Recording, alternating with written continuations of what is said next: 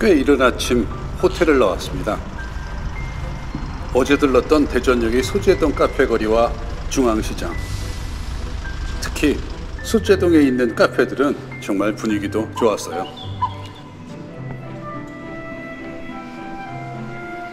중앙로역에 있는 은흥정의 스카이로드와 대전의 명물 베이커리 성심당. 성심당의 튀김 소보루는 아삭한 소보루를 씹는 느낌도 좋고 맛도 좋았습니다.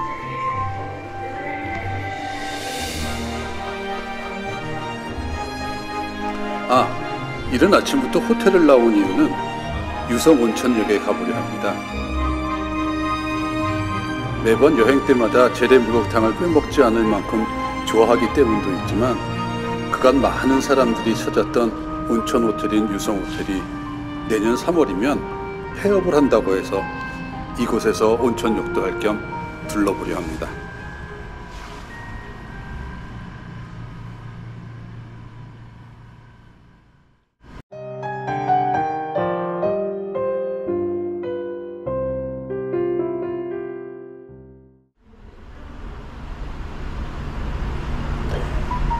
유성온천역에 도착했습니다. 가장 먼저 지하철역 150m 거리에 있는 유성온천 공원을 찾았습니다.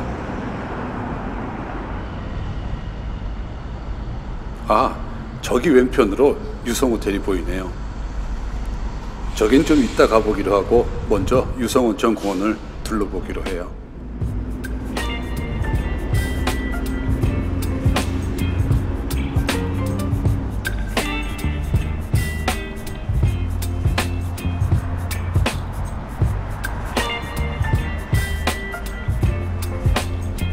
유성온천공원은 온천로의 900m 길이로 조성된 온천 테마공원이라고 합니다.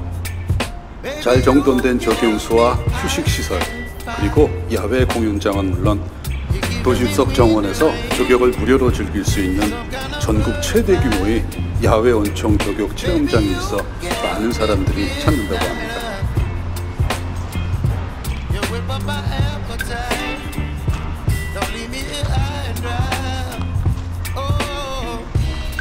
여긴가봐요, 조격 체험장.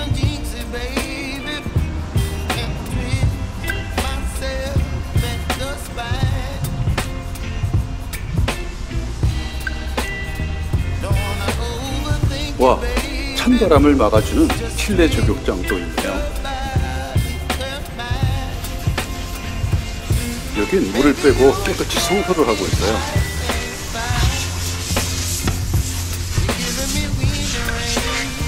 곳곳에 발을 씻을 수 있는 수로시설과 윈드건, 화장실 등의 편의시설도 잘 갖춰져 있습니다.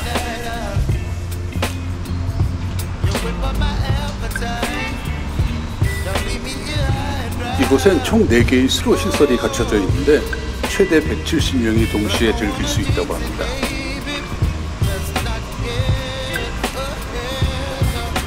여행을 하다가 쌓인 피로를 이곳에서 잠시 풀고 가는 것도 좋겠죠.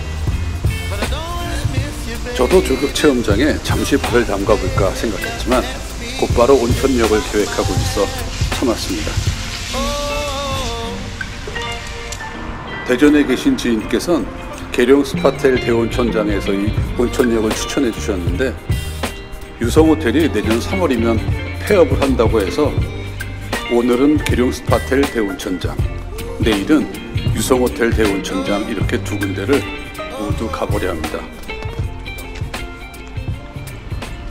조격 체험장을 지나면 바로 좌측에 계룡 스파텔 입구가 보입니다.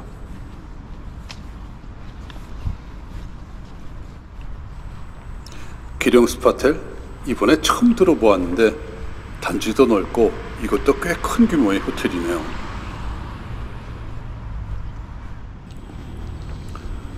온천장 시설은 본관 우측 별도의 건물에 위치하고 있습니다.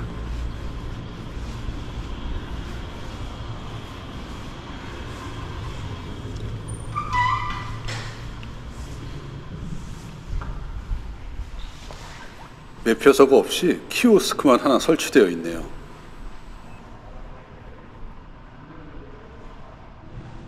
일반인 7,500원, 영상 편집을 하면서 알게 되었는데 계룡 스파텔은 군인 호텔로 육군 복지 시설이라고 합니다. 일반인도 예약을 할 수 있지만 군인에겐 할인 가격이 적용되고 있다네요. 카드를 넣어주세요. 이제 들어갑니다. 영상은 잠시 꺼야겠어요.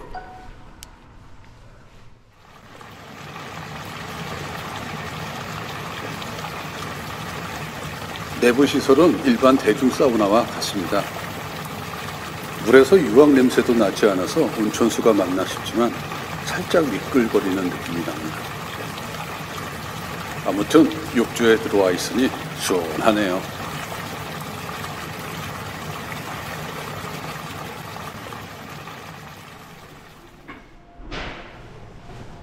온천역을 마치고 나왔습니다.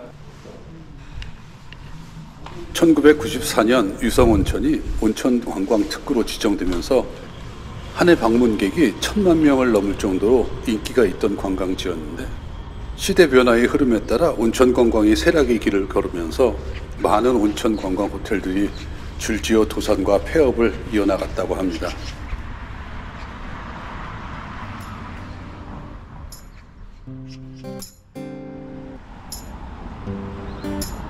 아침 식사 장소는 어젯밤 블로그 검색을 통해 찾아낸 돌솥밥 시래기 해장국 전주집입니다.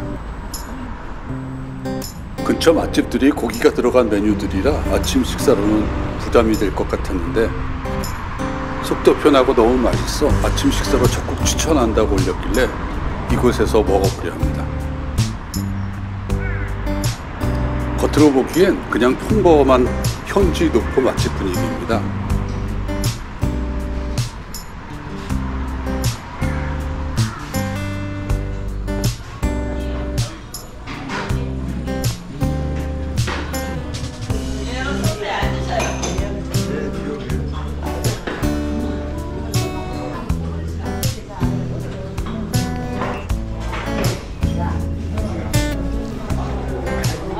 돌솥밥 시래기탕을 주문했습니다.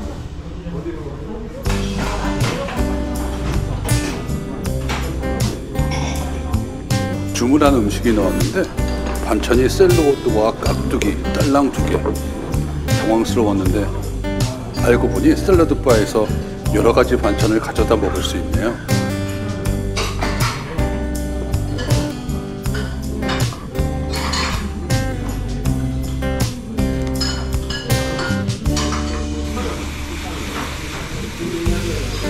비주얼은 추어탕 같은 느낌인데 짜지 않은 된장 베이스의 국물과 시래기가 너무 맛있어요. 땀을 흘리며 정말 정신없이 코를 박고 먹었습니다.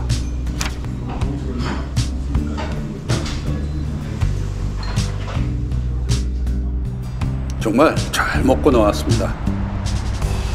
다음날 아침 유성호텔 대온천장에서 온천역을 하고 또다시 이곳에서 아침 식사를 했답니다. 평소엔 시래기 해장국 먹지도 않는데 저녁 잠자리에서 그 맛이 계속 생각이 나더라고요.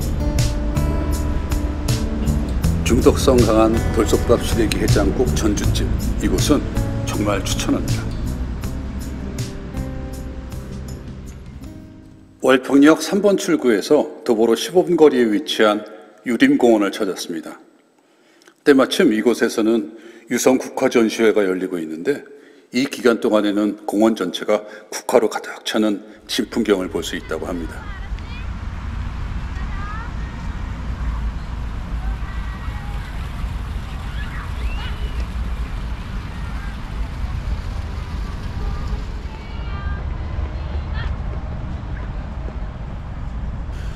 유림공원은 대전의 향토기업 계룡건설의 창업주가 사제를 출연하여 2009년에 개장한 생태공원이라고 합니다.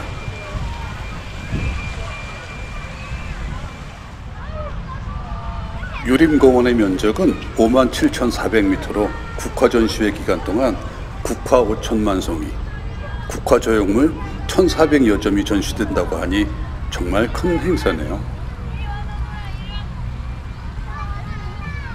날씨가 따스해서 그런지 유치원 선생님들과 아이들이 나들이를 많이 나왔네요.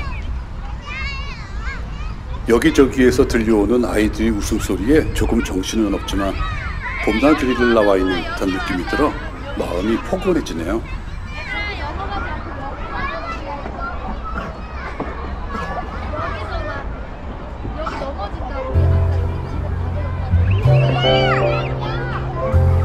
영상에 맞는 BGM을 골라봤어요. 나레이션 없이 잠시 감상해보세요.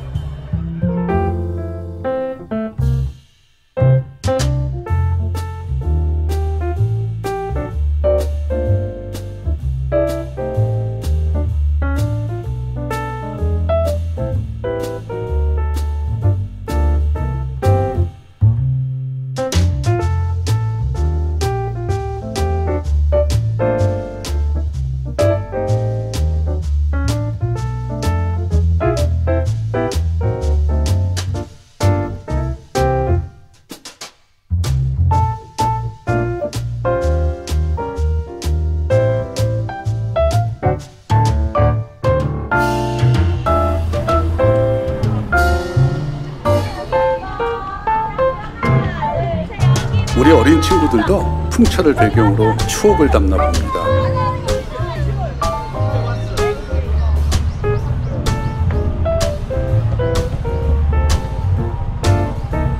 조금은 지친 발걸음으로 선생님 손에 의지해 돌아가는 친구들도 보이네요. 우리도 다음 행선지로 가봐요.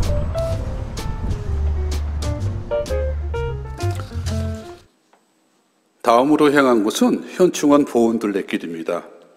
이곳은 지하철 현충원역에서 내려 버스를 갈아타고 와야 합니다.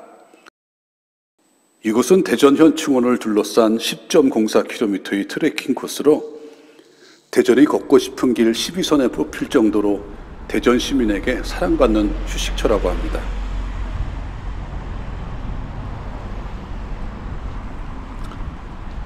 둘레길은 빨간길, 주황길, 노란길, 초록길, 파란길, 쪽빛길, 보라길 이렇게 7빛깔 무지개 색을 테마로 총 7개의 둘레길로 구분되어 있습니다. 저는 다음 일정을 감안해서 정문에서 가장 가까운 빨간 길을 선택했는데 빨간 길은 울창한 소나무 숲길로 낮은 언덕과 내리막이 반복되는 완만한 산책 코스라고 하네요. 영상을 편집하면서 알게 되었는데 가장 인기 있는 코스는 노란길이라네요. 좌우 갈림길로 시작해서 다시 제자리로 돌아오는 순환 코스인데 빽빽하게 솟아있는 대나무길과 소나무길에서 숲에가 짙듯한 편안함과 아늑한 분위기를 느낄 수 있다고 합니다.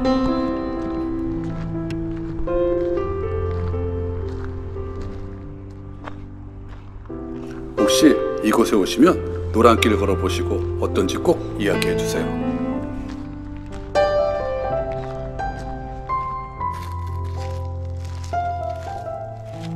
이곳 대전 현충원 보온둘레길은 지인께서 시간이 되면 한번 가봐 라고 하신 곳이었습니다. 초입에선 대전까지 와서 굳이 숲길을? 여긴 괜히 왔네 라는 생각이 들었답니다. 그런데 둘레길을 걸으면서 시간이 지나면서 그냥 마음이 편안해지는 느낌이 들었답니다.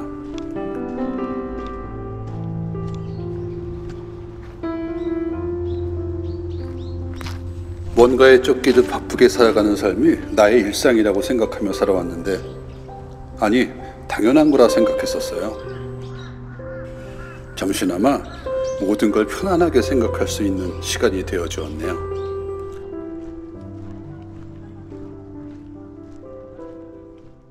그런데 오늘 오전에 너무 많이 걸었나 봐요. 쓰러지기 전에 빨리 영양 보충을 해줘야 할 것 같아요. 구암역에 맛있는 누룽지 삼계탕집이 있다고 해서 와보았습니다. 구암역에서 도보 9분 거리인데 힘들어서 그런지 좀 멀게 느껴졌네요.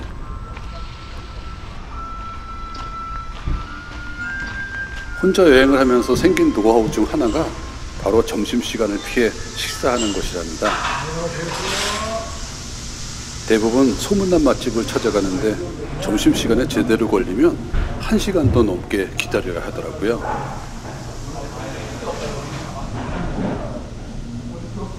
영양 보충을 위한 누룽지 삼계탕과 갈증을 풀기 위한 맥주를 한 병 주문했습니다. 이 누룽지는 기존에 만들어진 누룽지를 넣는 게 아니라 풍년압력솥에서 1인분 1개씩 직접 조리해서 넣는다네요.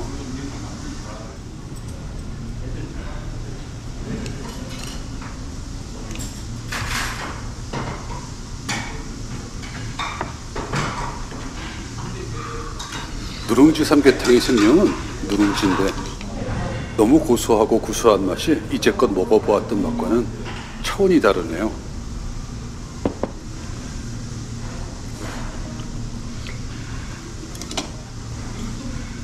이것도 별 5개 적극 추천합니다.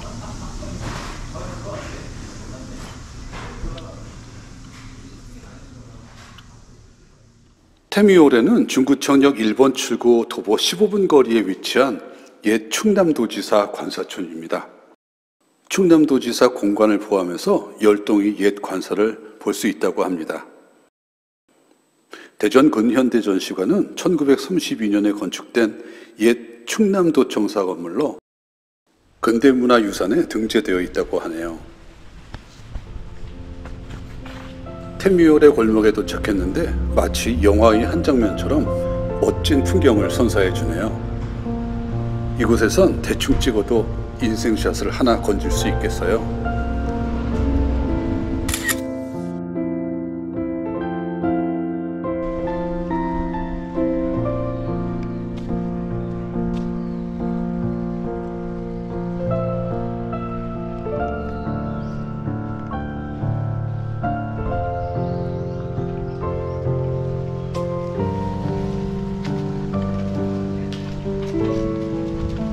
이 건물이 옛 충남도지사 관사인데 동절기에는 입장 가능 시간이 1시간 일찍 끝난다고 합니다.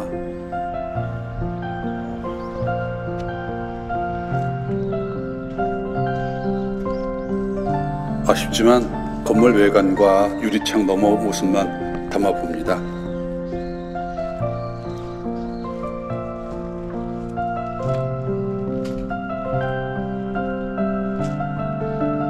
다른 관사들은 입장이 가능해서 돌아보았는데요. 당시 사용했던 물건들과 건물 내부 구조를 통해 당시의 생활상을 엿볼 수 있었습니다.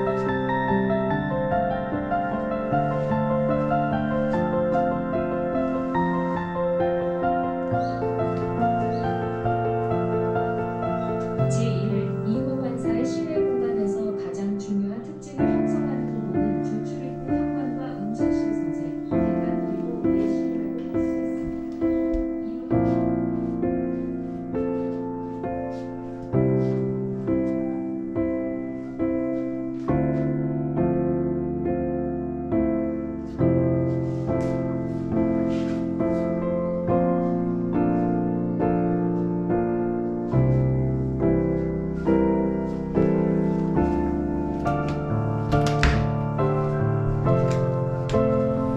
멋진 테미오레 골목길 풍경을 사진에 담을 수 있어 좋았지만 지하철역에서 도보 15분이라는 거리는 좀 부담이었습니다.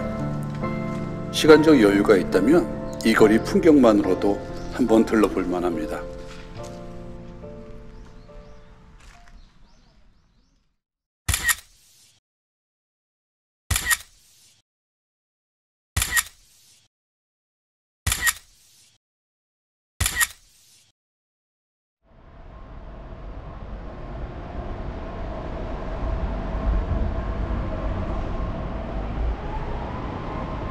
이곳은 동영상보다는 사진이 찍고 싶어지는 대전 근현대사 전시관입니다. 전시관에 들어서면 과거 대전의 모습과 역사에 대한 자료들이 전시되어 있는데 대부분 관련 사진과 보드 출력물로 눈에 띄는 전시물은 없었습니다.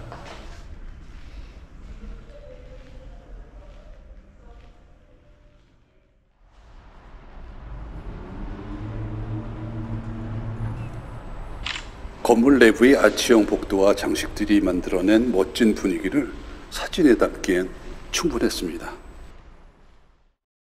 이번 대전 여행에서 가장 많은 시간을 배정한 곳은 대전 센트럴파크의 중심 한밭수목원이랍니다. 도심 속 인공 수목원으로는 전국 최대 규모라고 하니 우리 같이 둘러보아요. 대전 여행 3일차 마지막 날 KTX 탑승 시간이 오후 1시 37분이라 오전은 한밭수목원에서 보내기로 했습니다. 연면적 38만 7천 제곱미터로 전국 최대의 도심 속 인공 수목원이라고 합니다. 이곳이 워낙 넓다 보니 자전거 렌탈샵에서 자전거를 이용하는 것도 좋을 것 같아요.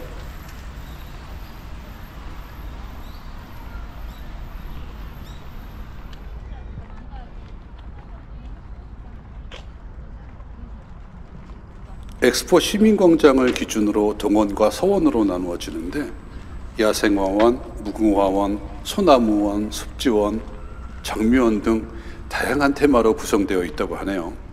우리는 동원에서 서원 순으로 돌아보기로 해요.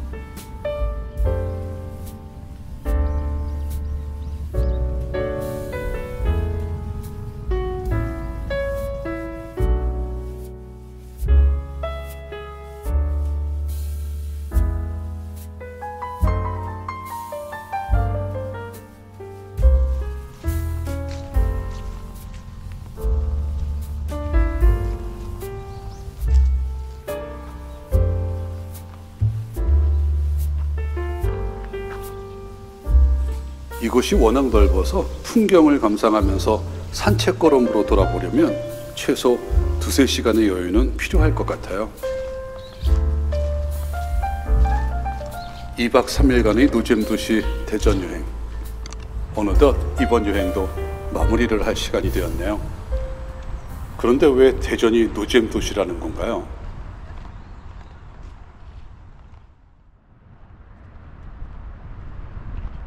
한밭수목원을 나와 엑스포 다리를 건너면 한빛광장의 음악 분수와 한빛탑을 만나게 됩니다. 야간에 한빛탑에서 내려다 보이는 대전의 풍경이 아름답다고 하네요.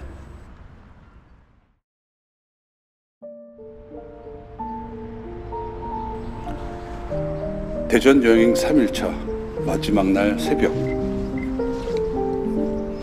내년 3월이면 108년의 역사를 뒤로하고 폐업하는 유성호텔의 대원천장을 찾았습니다. 유성호텔이 매각 소식에 폐업 전에 숙박을 경험하려 투숙객들이 들었다고 하더라고요.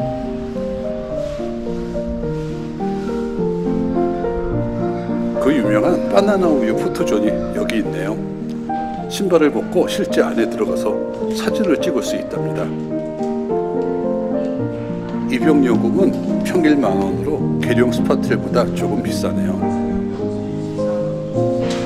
자, 들어갑니다.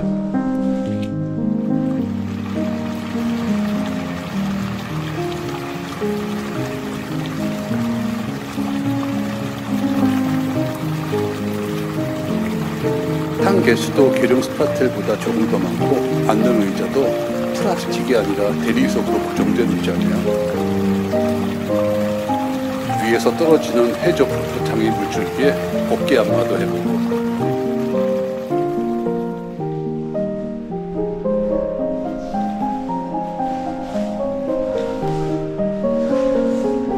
피로가 확 풀리는 느낌입니다. 어제 아침에 먹었던 돌솥밥 시래기 해장국을 다시 먹으러 가야겠네요.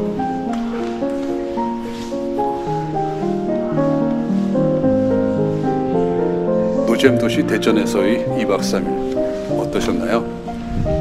저는 잼나고 맛있고 좋았어요.